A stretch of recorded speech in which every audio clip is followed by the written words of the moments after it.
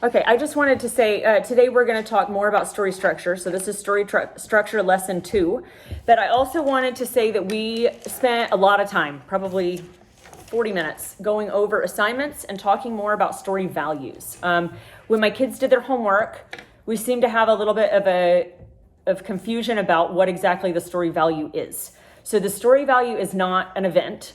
The story value is definitely, like some of the examples that we did, we talked about like Harry Potter, we talked about what's the one that you did, Eli Sirius Black, Prisoner of Azkaban. And we talked about how I think the story value at the beginning of that is it has to do with Harry Potter's fear and his confidence in himself and his ability to take care of problems if there are any. So Harry at the beginning thinks something needs to protect him. His parents have protected him, his friends have protected him, so he doesn't necessarily have faith in his own abilities to protect himself or to keep himself safe if something bad happens or someone's targeting him, and of course he thinks that Sirius Black is. So anyway, we talked about that. So that's sort of the value that we talked about there, but then there are a bunch of others. Dora, what was yours? Yours was another Harry Potter, wasn't it? Yeah. Or was it something else? It's the basilisk. The basilisk. Okay. Chamber of So Secrets. the chamber, Harry Potter, we really are on a Harry Potter kick around our house. So we did Harry Potter and the Chamber of Secrets. And at the beginning of that one, Harry doesn't believe that his friends care about him. He thinks that they've ignored him all summer. Thanks a lot, Dobby. And then that is, of course, reinforced by the fact that his natural born family, his aunt and uncle and cousin, have always treated him so badly. And he was abandoned as a baby when his parents died. And so he doesn't have a good underlying sense of confidence, which makes it very easy for him to believe that he is not worthy of people loving and caring for him. And so he has trouble in this entire book relying on his friends. When the basilisk appears, it's the same value that we're dealing with. He doesn't trust his friends or himself. He's worried that he's cracking up or that he's turning into Voldemort because he can hear something. Whispers. He doesn't trust people to tell them what he's going through, and that makes everything worse. So that, I think, is the value that we talked about there. So you want to make sure that when you're looking over your kids' assignments, you're checking to make sure that they understand what a story value is. So they're not saying the story value is Harry got stuck in a train station and didn't know how to get through. That's an event. So one of the things they were supposed to do in the homework was take the value and then show how the event impacted that value. Did it make them think it more? Did it make them think it less? Did it change their perspective? Did it reinforce? Did that shift or change? So we need to have a pretty good understanding of how that stuff works, or this lesson today is not going to make a lot of sense. So I want to start with something that is a really important concept. It could possibly be its own lesson, but I'm going to put it here and we'll probably come back to it and make it its own lesson at some point in the future. But I want you guys to write down 3 letters. This one's not hard to spell, okay? This is called the gap, okay? We are going to talk about the Gap. Is that a popular store where people can go and buy fabulous clothing? No. No, but they No. The stripe. No, they can buy crummy clothing. You're right, Eli. No, I'm just kidding. No, so the Gap has nothing to do with the store. The Gap has to do with, what is a gap? If I say there's a gap in something, it means like a hole or a space in between something and the next, right? Like there's a disconnect. So the gap is something that you guys need when you're writing your book or story. It needs to happen in a book at least at the end of every chapter. Yeah. If someone has a good command over how to write a book, there will be a gap in every single chapter. There should be a ton of gaps, okay? But we'll get to that in a second. Here's the gap. The gap is a disconnect between what you think will happen and what happens. Some people call it a plot twist. Some people call it a surprise or a turn. It's a shock, okay? So it's a difference between what you think will happen and what happens. Okay?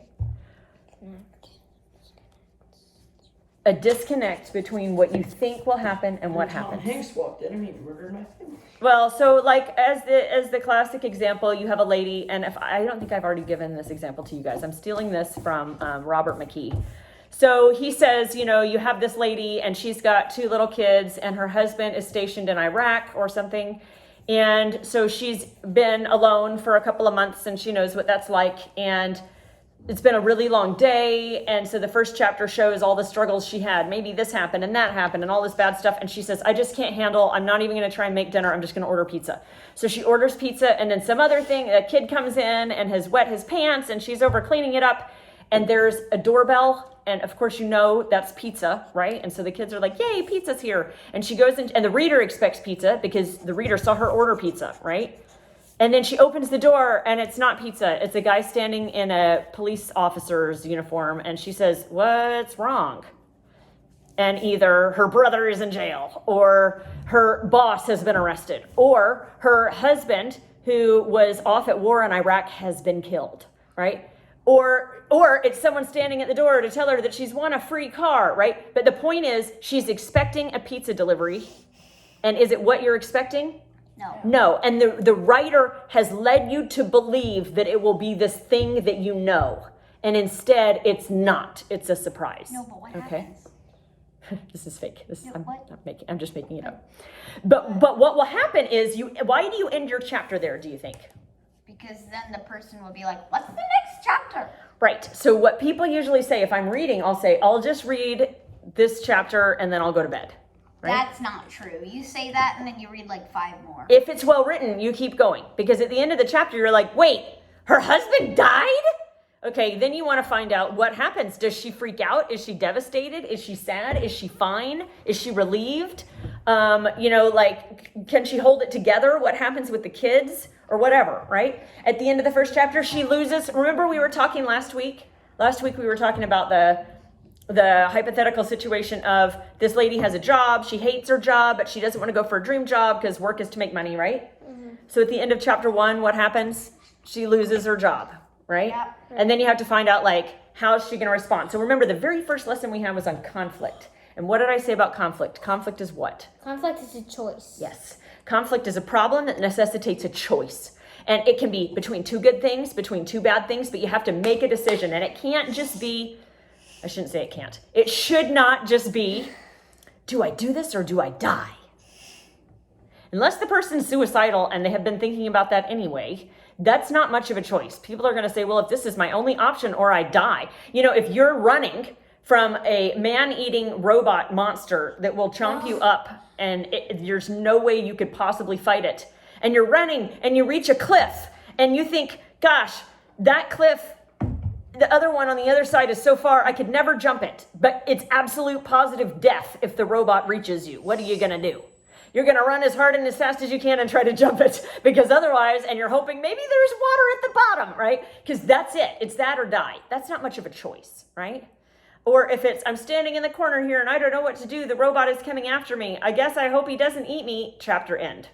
I mean, you might read the next one because you think it's interesting to see him get ground into pulp. But there isn't much of a choice there. So you want to combine a choice. It turns out it's just a loving puppy that wants to eat. Yeah, right? he was confused all along. But that's not a good choice, right? You want in your story, you want your hero, you want your heroine, you want your protagonist to be the motivating factor, right? They can be scared, they can be afraid, they can run away, but they're still taking some kind of action, okay? All right, so that's the gap, okay? The next thing I want to talk about today, and I was just going to talk about gap on Thursday, but then we missed Thursday. So now we're doing gap, and we're going to do this basic story structure, okay? So I want to talk today about the basics of story structure. You guys already know, so write down number 1. You already know that there is a hook. Number 1, each story, it's usually going to be on that first page. Typically the first couple of lines, there's a hook, right? So you're going to have a hook. Number 2, very early on, you need to have an inciting event. This usually takes place at the end of chapter 1.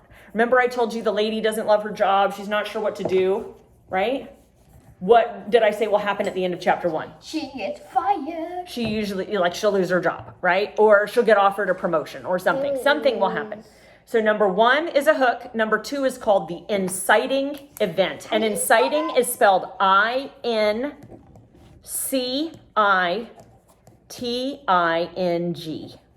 I-N-C-I-T-I-N-G. Inciting event. Okay. What does to incite mean?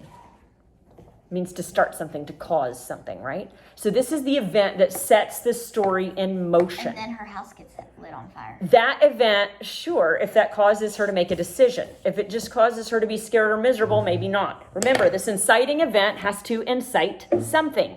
If you're writing a book that is like a hero's journey, then this would be whatever causes the hero to pack his bags and go on his trip, okay?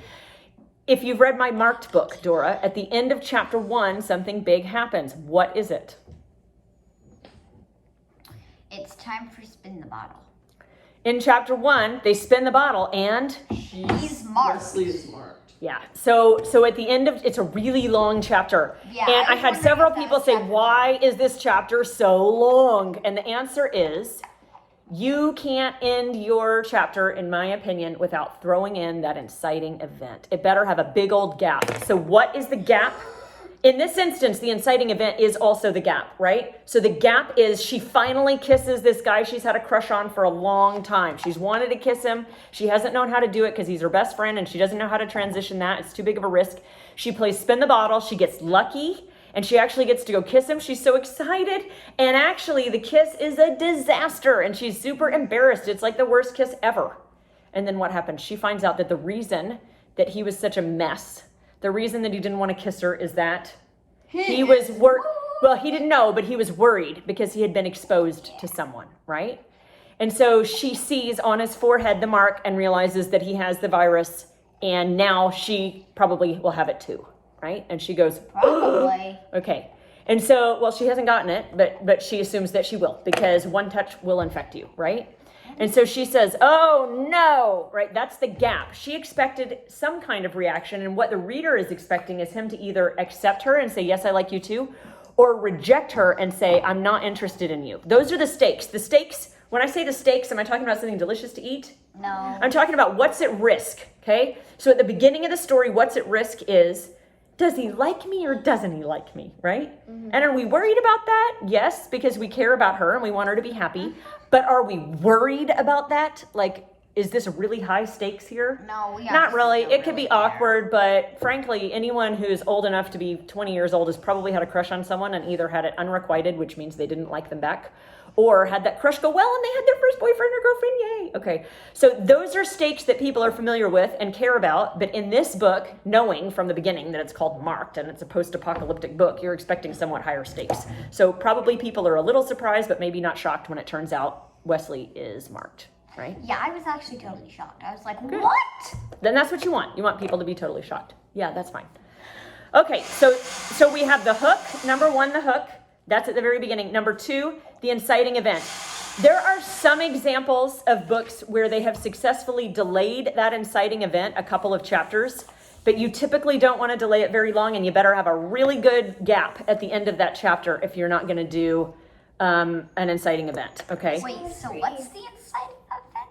The inciting event is the first big gap that results in them being faced with a so choice. It's like a really big gap. That's like super It's cool. a gap that results in them having to face a choice. Remember, a gap is just a surprise. A gap is something happened I didn't expect. It's a plot twist. The inciting event sets them on a path. They have to choose something, right? Okay. So number 1 in story structure, the hook. Number 2, the inciting event. Number 3 is called the first plot point. Okay. The first plot point is going to be, again, it's going to be a gap at the end of a chapter. It's going to be something that changes the hero's agenda or plan. So let's talk about marked again. Okay. What is after Ruby finds out that she has been marked or maybe marked, then what happens? She finds out a couple of days later that she isn't. Somehow, miraculously, they don't know how, she didn't end up getting it, right? You find out later it's because she had Vaseline on her mouth, and so she didn't actually come in contact with him, so she didn't get it, right? So she says, oh my goodness, that's amazing, I'm saved, right? So her life didn't change other than the fact that her best friend is gone, Wesley's gone, right? So then she decides what? She decides, I'm good, I'm cool, I'm gonna stay here and everything's fine. Until what? She's reading something, and what does she find out? She's reading her dad's journals, and she finds out that her dad created the virus that wiped out the world. I've got to read this. Yeah. It never made sense to me for a little while. So she finds out. So that is, That's guys, right. that is the first plot point. The first plot point in Marked is when she finds out. So remember, the first plot point is something that she didn't know, right? That's information she had no idea. It changes the way she looks at the world. Consequently, it changes what her plan is, right? She thought, okay, well, I'm going to live here. I'm going to match into some kind of job. I'm going to do my work, and that's what's going to happen in my life. But she finds out this information. It's a gap for the audience, and it presents her with a choice. Because what? She finds out that her dad created it, and that what? Has a cure. There might be a cure. The journal mentions that there may be a cure. And when she finds that out, she now has to decide, do I send someone to try and get it? Or do I go myself? Because she thinks that she may be the only one who can get to that cure, right? So she has to decide. Her aunt and uncle, or like her adopted parents, they want her to stay and be safe, right? Yeah, and they go. And she wants to stay and be safe. She's afraid. It's scary to go where they think the cure is. It's owned by this group, this scary group, right? Who will kill them? Right, who will try and kill them, and they don't allow anyone in, okay? So she doesn't want to go. So she's presented with a choice to do the easy thing or to do the hard thing. That's the first inciting event, the first plot point, okay? Usually there is a pinch point somewhere after that. A pinch point is where you find out who is the antagonistic force. In this instance, in Marked, the pinch point, write down pinch point, number 4, pinch point. The pinch point is where you find out who the antagonistic force is. In this instance, I would say the main antagonistic force is the virus itself, right? It kills people. Yeah, it kills people. But a subset, the antagonistic force that faces her is also the Marked kids, right? Marked There's a bunch of kids that pose a threat and they attack the encampment. They don't know why. So that makes it clear on the reader's minds that there is this imminent danger, that it's not just I have to go on this journey and hope that this evil group will let me in to try and find a cure. It is I will be plagued by these Marked kids who are acting in a weird way that they haven't done before. They're attacking us, and their very presence is dangerous, right? So then, okay, so that's a pinch point. Then there's going to be, write down number 5, a midpoint. That's just like the first plot point, but it happens in the middle of the story. Midpoint. Mushed together. It's the middle, midpoint is all one word, midpoint, a midpoint, and that is new information, just like the first plot point, that shifts the story. So since we've been talking about Marked, we'll use Marked again, okay? What do you think the midpoint is in Marked? When she realizes that Sam likes her. Well, so there's going to be a subplot, right? And there's a romantic subplot. So each, guys, listen though, the main story plot and the subplots will each follow an arc, okay? So there will be things that happen that turn the story on the subplot. But in this instance, I think that Eli, any ideas at what the midpoint of the story might be? She chooses, after that first plot point, when she finds out about her dad, she chooses to do what? Run away. She chooses to stay home, right? Oh, it's like yeah, running away, but she doesn't go. stay. She says, okay, I'll let my aunt and uncle go. They can fix it. That'll be safer. I don't really have any skills. She stays home, right? Yeah. And then what happens? The Marked attack. And after that, she finds out that her cousins and her aunt and uncle are gone, leaving just her at home. She's been left alone. Now, remember, the value of the story at the beginning is that she feels like she is what? It's in the opening line. The hook tells you the value I'm of the a story. big fat coward. The story opens with, I am a big fat coward. I did not hide that. She thinks she is a chicken. She thinks she has no value. She thinks she's not tough and she can't help, okay? So at the very beginning, she's like, I'm a big coward. So the choice that she makes is the easy one after the first plot point, which is, I'm gonna let them handle it. But then they leave and she realizes basically that they can't do it without her. And she admits to herself, I shouldn't have let them go. They're doomed to failure. The Marked kids are attacking. And Wesley was there and they were looking for who? Well, you haven't gotten to that point yet. So then, okay, that's the midpoint. Okay, you got new information. Her cousins have left too. She's the only one there and she thinks she's the only one that can get in. Okay? So then she decides to leave. Now the midpoint should do something. Write this underneath it. The midpoint should, remember it's new information, but it should pump up the tension and the stakes. So before the stakes were sort of in general, is the world going to be safe? Can we cure this virus? After the midpoint, now her family is at Pump risk. up the what? The stakes Pump up the and the stakes. tension. So now who is in danger? Is it her aunt and uncle who she's kind of mad at? No, it's her cousins. Cousins. Job They're and like- Rhonda are now in danger. These are like a brother and a sister to her, and she is scared, and she is worried that it is her fault they are going to fail, right? Something that she remembered will put them in danger. She thinks maybe the only way to get the cure is with her, okay? So now that's pumped up the tension and stakes because she decides, she makes another change. She says, I'm going to ignore the fact that I'm scared and I'm going to go. So she's going to go try and stop them and tell them that they're going the wrong way and they're going to do it wrong, okay? So then you have this next moment, okay, the second plot point, okay? Before the second plot point, you have to think all is lost. Do we ever think all is lost? I'll tell you right now that the second plot point, does anyone know what it is? Are we supposed to write this down? Well, the next thing you want to write after number 6, you want to write in second plot point. After number Plus 5. 6. Yeah, number 5 was midpoint. Number 6 is second plot point. It's going to be another big change, like first plot point, midpoint, second plot point. So she goes, right? And then she gets, there are a bunch of things that happen. There are a bunch of gaps and turns, right? Like they find the marked kids, but I think that's when they think all is lost. Sam and Ruby, well, twice. First of all, she thinks all is lost when she thinks Rhonda and Job have been killed, right? Then she also thinks all is lost when the marked kids capture them and they keep them and Rhonda steps in, right? And that's really the lowest point for Ruby. Rhonda, her cousin, who she admires and looks up to, who's a kick butt, awesome person, steps in and takes Ruby's place.